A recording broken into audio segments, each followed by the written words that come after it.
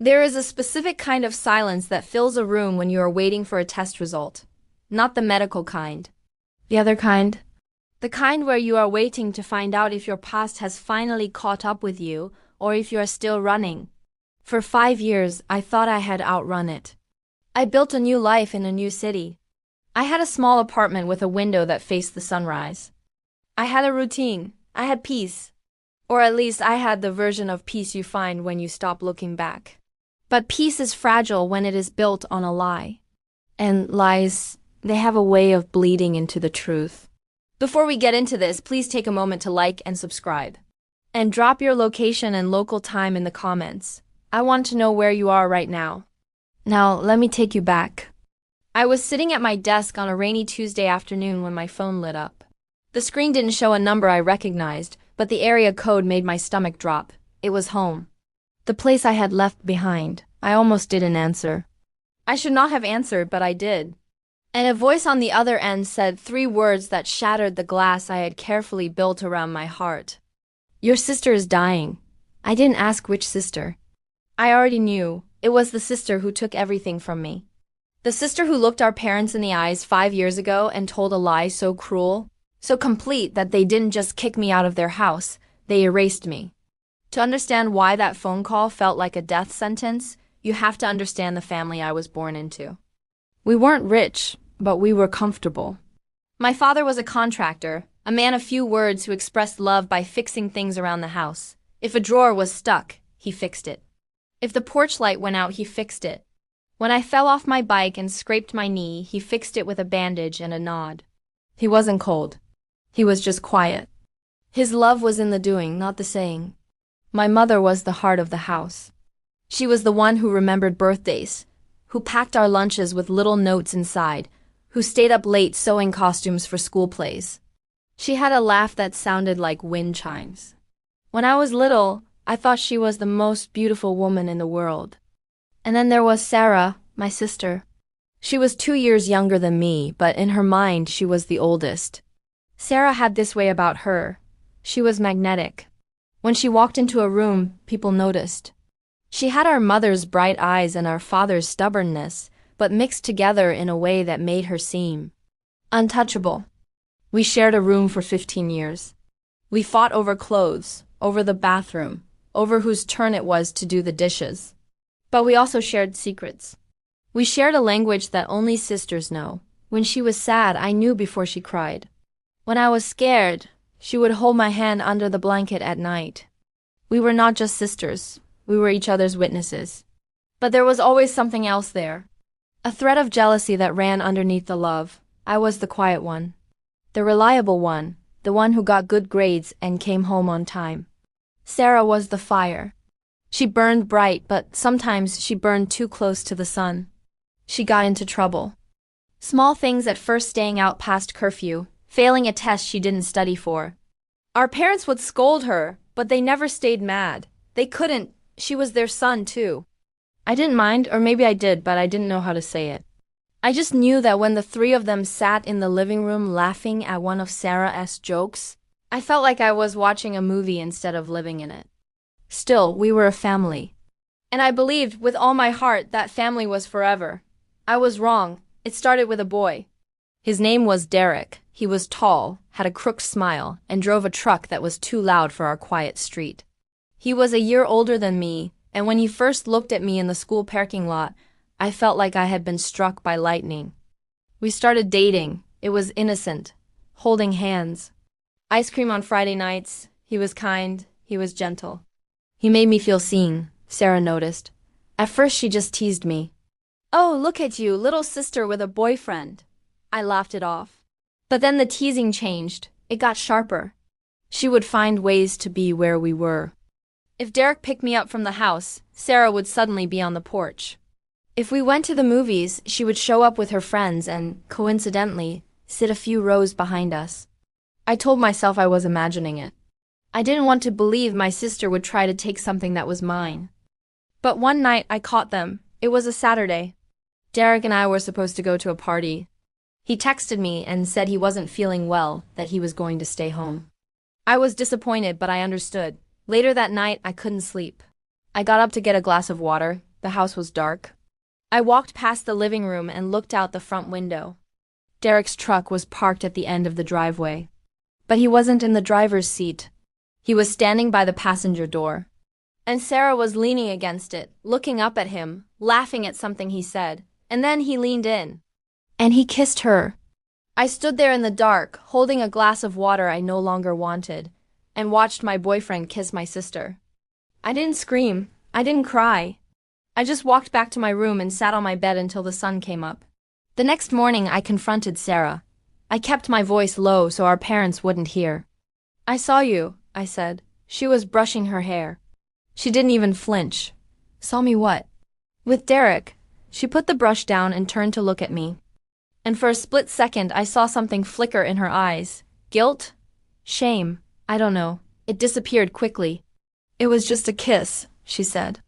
"It didn't mean anything. He's my boyfriend." "He was your boyfriend," she said and shrugged. "Maybe he likes me better." I wanted to hit her. I wanted to scream. But I just stood there frozen. Because in that moment, I realized that the sister I loved, the one I protected, the one I shared a room with, she didn't see me as her sister. She saw me as competition. I broke up with Derek. I told my parents what happened. And that is when the world tilted. My father sat at the kitchen table staring at his coffee. My mother stood by the stove, her back to me. "I don't want to cause drama," I said. "I just wanted you to know the truth." She kissed him. She knew he was mine. My mother turned around. Her face was not angry. It was worse. It was disappointed. "Honey," she said, her voice soft. "Are you sure that's how it happened?" I blinked. "What do you mean?" "Sarah told us everything," my mother said. "She said you've been jealous of her for months. That you made up stories about her. That you tried to turn her friends against her. And now this—" My stomach dropped. "This is not a story." "I saw them. She said you would say that," my father muttered, finally looking up. "She said you've been obsessed with Derek, that you imagined the whole thing because you couldn't handle him liking Sarah instead." I couldn't breathe. "Why would she lie?" I whispered. My mother sighed, a deep, heavy sound. "That's what we're asking ourselves. Why would you lie?" The next few weeks were a fog. I tried to defend myself. I tried to find proof. I talked to Derek, but he had already moved on. He told me to let it go. I talked to Sarah's friends, but they just looked at me with pity, like I was the crazy one. And Sarah played the part perfectly. She was the wounded sister, the one who was being bullied by her jealous sibling. She cried at the dinner table. She told our parents she was scared of me. I watched my family slip away, one conversation at a time. My father stopped looking at me. My mother stopped saying goodnight. The breaking point came on a Sunday afternoon.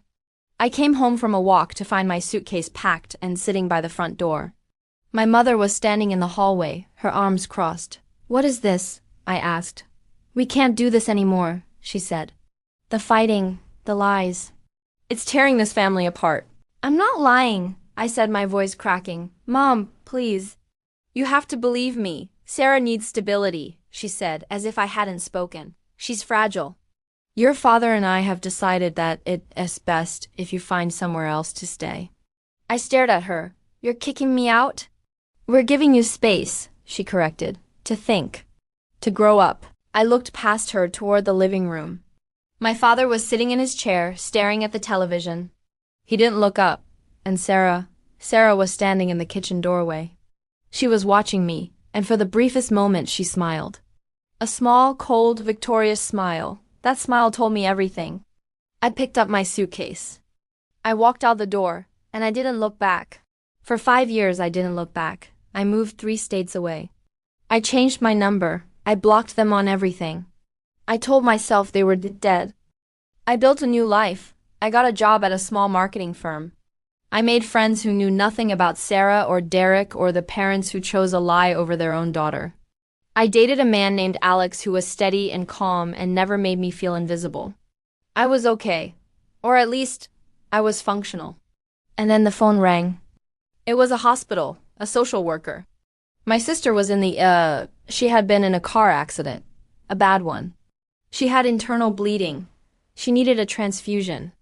But her blood type was rare. They had already tested our parents. They weren't a match. I was. She's asking for you, the social worker said. She's very weak. But she keeps saying your name. I hung up the phone. I sat in my chair for a long time, staring at the rain on the window. I thought about that smile. The one she gave me as I walked out the door. I thought about the years of silence. The birthdays they forgot, the holidays I spent alone. I thought about saying no.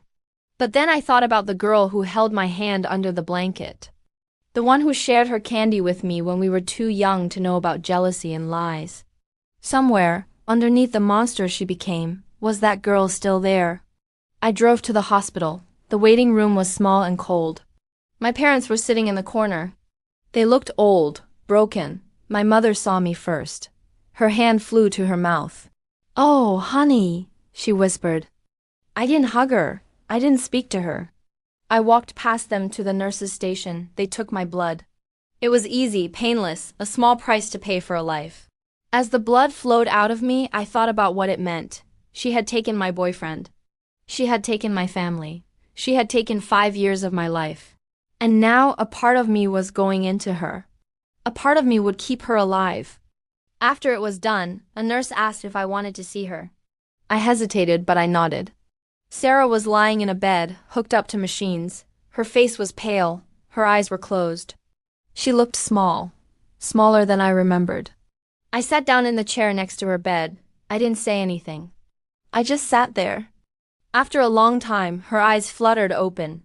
She looked at me, and for a moment we were just two sisters in a room. "You came," she whispered, her voice raspy. I nodded. Tears slid down her cheeks. "I'm sorry," she said. "I'm so sorry. I was so jealous of you. You were always so good, so loved. I wanted to be you. And when I couldn't be you, I wanted to destroy you." I listened. "I told Mom and Dad the truth," she said, "yesterday. Before the accident, I told them everything. I told them I lied. I told them you were innocent." I closed my eyes. "They want to see you," she said. "They're sorry." "We're all sorry." I opened my eyes. I looked at my sister. The liar, the thief. The girl who broke my heart, but also the girl who was dying. The girl who in the end tried to make it right. I reached out and took her hand. "Rest," I said. She lived. It took time, surgeries, recovery, but she lived. My parents and I didn't magically become a perfect family overnight. There were hard conversations. There was anger. There was grief for the years we lost. But we started talking, slowly, carefully. My father cried for the first time in my memory. He held my hands and said, "I failed you." I chose the easy story instead of the true one. My mother couldn't stop apologizing. She still can't. Sometimes when I visit, she just looks at me and shakes her head, tears in her eyes. Sarah and I are learning how to be sisters again. It's not easy. The trust isn't fully back. Maybe it never will be. But we're trying. Because here's the lesson I learned, sitting in that cold hospital room, watching my blood drip into my sister's veins. Family is not about who is right. It's not about who hurt who more. Family is about showing up, even when it hurts. Even when you have every right to walk away. Sometimes the people who hurt us the most are the ones who need us the most. And sometimes the only way to heal a wound is to let a little bit of yourself go. Thank you for listening to Secret Chapter. If this story touched your heart, please share it with someone you love. And remember, the people in your life are a gift. Hold them close. Forgive them when you can. And never let a lie write your story for you. Take care of yourself, and I'll see you in the next chapter.